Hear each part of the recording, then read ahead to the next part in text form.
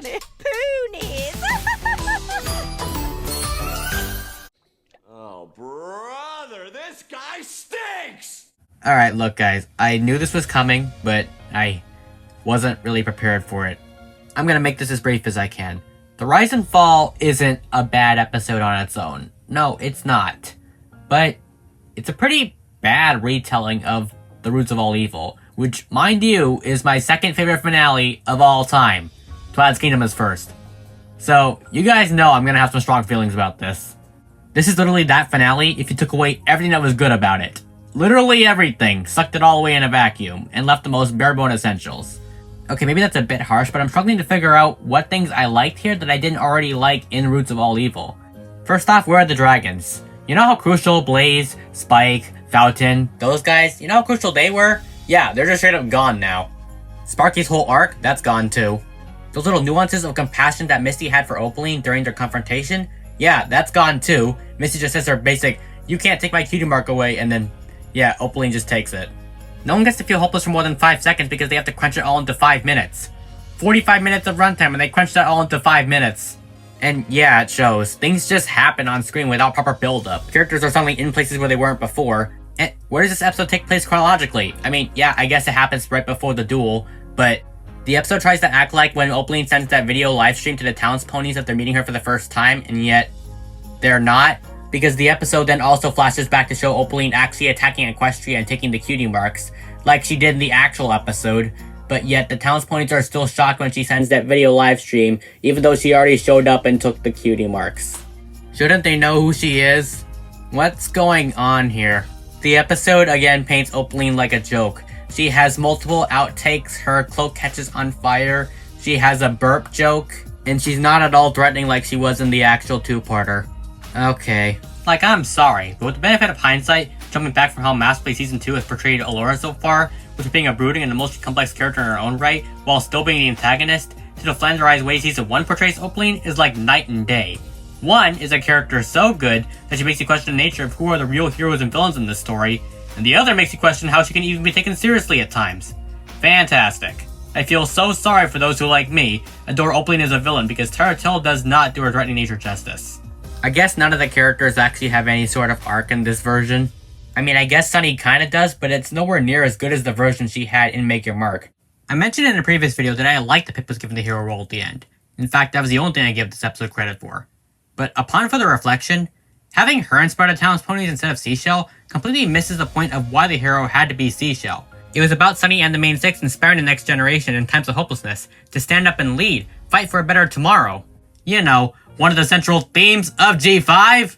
Pip's one of the main characters. It doesn't accomplish the same thematic poignancy when you remove Seashell, the literal next generation. What else is there? Lava and Jade show up, and then they're gone. Opaline doesn't get to capture and tempt Sunny. Sunny doesn't get to give that speech. And the Together trees aren't explained, especially not Opaline's tree. Yeah, I think we are done here. I'm just repeating myself here. Actually, no, we're not done here. Hey guys, 2026 Hawk here. I'm taking over to prep this video for release, and I just spotted another inconsistency. What do you mean Sunny goes home?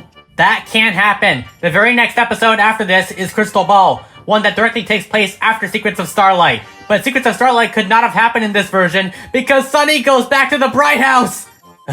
Let me explain how bad this is. Okay, so in the original episode, Sunny and her friends are at the Together tree, the fourth one, the one that just grew through Opaline's lair, right? Sparky just made his choice and the dragons go home. Then the portal to Starlight Ridge appears at the base of the tree. Secrets of Starlight takes place only 3 hours after this. We all know this. So, to quote my Goat Shaped Host Productions, riddle me this, dear viewer. How could Secrets of Starlight have happened if the ponies all went home?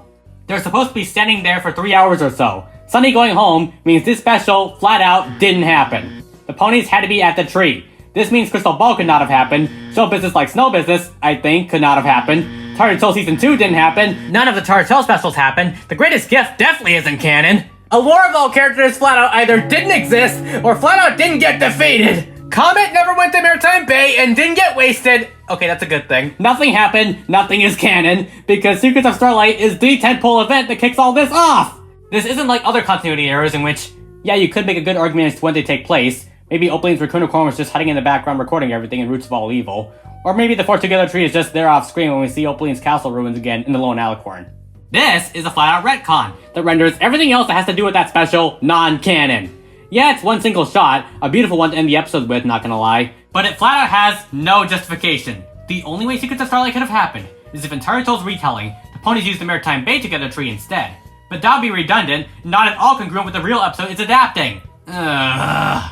Okay, I think I made my point. Back to Pass Me. There are some good original elements in this episode, like Wendy and Dahlia running. Some of the comedy was actually good. The Sunny and Opaline duel was really cool to see in 2D.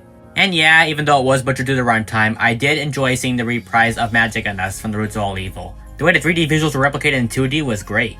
But other than that, this is easily the worst of the spoiler episodes, and probably the reason why I got put off from reviewing the rest of the season. The worst part is that they released this episode before Chapter 6, so there are people who got spoiled on the ending, including me, and didn't get to enjoy it like we should have. It's a good thing I had an open mind, so I still got to enjoy Making Mark Chapter 6 in all its glory, but, you know, some people didn't, and it's all this episode's fault. There are people who don't pay attention to Making Mark and only pay attention to Taruto, and they think this is how the Opaline storyline ends. Just watch The Roots of All Evil already. But what do you guys think of this episode? Feel free to let me know in the comments below.